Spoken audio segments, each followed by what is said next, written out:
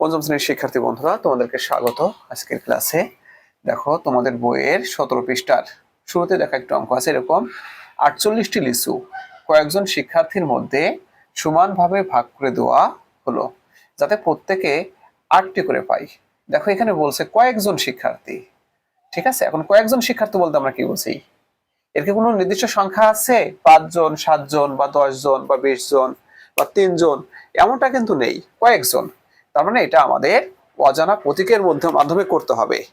দেখো, এখানে কিন্তু আমার প্রশ্ন কিন্তু বলছে তাই যে শিক্ষার্থীর সংখ্যা ক ধরে গাণিতিক বাক্যটি লিখি, তাই না? তাহলে দেখো, আমরা একের সমাধান করবো এইভাবে। প্রথমে লিখে নেব, ধরি শিক্ষার্থীর সংখ্যা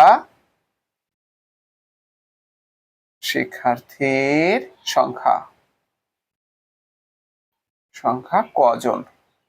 ঠিক আছে, এটাকে ধরে নিতে হবে। আমরা তো জানি না অ্যাকচুয়ালি যে শিক্ষার্থীর সংখ্যা কতজন, এর জন্য এটা একটা অজানা প্রতীক, অর্থাৎ ক এর মাধ্যমে আমরা করবো অঙ্কটা। ঠিক আছে, তাহলে আমাদের গাণিতিক বাক্যটা কেমন হবে? তাহলে লেখো গাণিতিক বাক্য, গাণিতিক বাক্য।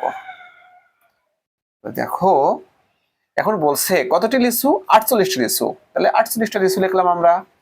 তারপরে কি? কয়েকজন শিক্ষার্থী। শিক্ষার্থী কয়জন? কজন শিক্ষার্থী। দেখো কজন, তাহলে কজনের ভিতর ভাগ করে দিলাম আমরা। ভাগ করছি, ভাগ করার পরে কি হলো? প্রত্যেকে 8টা করে পেলো। তার মানে কি? সমান 8। কারণ এদের ভাগফল তো 8 হবে, তার মানে কি? ভাগফল সমান 8। ঠিক আছে, এটাই কিন্তু আমাদের গাণিতিক বাক্য। এখন দেখো, 2-এ কি বলেছে? 2-এ বলেছে ক এর মান নির্ণয় করি। তাহলে ক এর মান নির্ণয় করবো কিভাবে? প্রথমে লিখে নেব 1 হতে পাই। কি পেয়েছি? এটা আমরা 1 থেকে পেয়েছি বাক্যটা, তাই না? 48 ভাগ ক সমান কত? 8। তো ফ্রেন্ডস, এখন দেখো, বা 48 সমান কত? 8 গুণন ক। দেখো, এই ক এর আগে কিন্তু ভাগ আছে, তাই না? তাহলে ভাগ যদি সমান চিহ্নের মানে বিপরীত পাশে যায়, সেক্ষেত্রে কি হয়? সেই স্থান বিনিময় যদি করে তাহলে ভাগ থাকলে গুণ হয়ে যায়। দেখো, স্থান বিনিময়ের একটা নিয়ম আছে, সেটা কি? যোগ যদি স্থান বিনিময় করে, অর্থাৎ সমানের এই পাশ থেকে সমানের ওই পাশে যায়, সেক্ষেত্রে সে বিয়োগ হয়ে যায়। বিয়োগ যদি স্থান বিনিময় করে তাহলে সে যোগ হয়। গুণ যদি স্থান বিনিময় করে তাহলে সে ভাগ হয়। আর ভাগ যদি স্থান বিনিময় করে তাহলে সে গুণ হয়। তাহলে দেখো, এই ক ভাগ ক এটা স্থান বিনিময় করেছে, তাহলে কি হবে? সে গুণ হয়েছে। ঠিক আছে, এখন গণিতের একটা নিয়ম আছে, সেটা হলো স্থান বিনিময়, এটা একটা স্থান বিনিময়, অর্থাৎ এই এই বাম পাশে যে আছে ডান পাশে চলে আসবে, ডান পাশের গুলো বাম পাশে চলে আসবে, এটা নেওয়া যায়। দেখো, 8 গুণন ক সমান 48। দেখো, আমরা স্থান বিনিময় দেখালাম, সম্পূর্ণ অংশ স্থান বিনিময় করছি। ঠিক আছে, তাহলে আমাদের কি হয়? বা ক সমান কত হবে?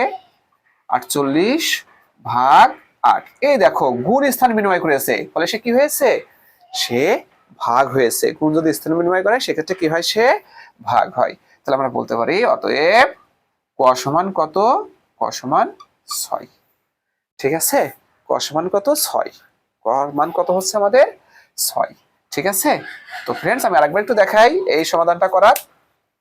ভাগ যদি স্থান বিনিময় করে তাহলে সে গুণ হয়। এই দেখো, ভাগ স্থান বিনিময় করলে কি হয়? গুণ হয়। স্থান বিনিময়ের অর্থ কি? অর্থাৎ সমানের এই পাশ থেকে এক পাশ থেকে অন্য পাশে যাওয়াকে স্থান বিনিময় বলা হয়। তাহলে ভাগ ক ছিল, দেখো গুণ ক হয়েছে। এখন আরেকটা স্থান বিনিময় আমরা এখানে শিখছি নতুন করে, সেটা কি?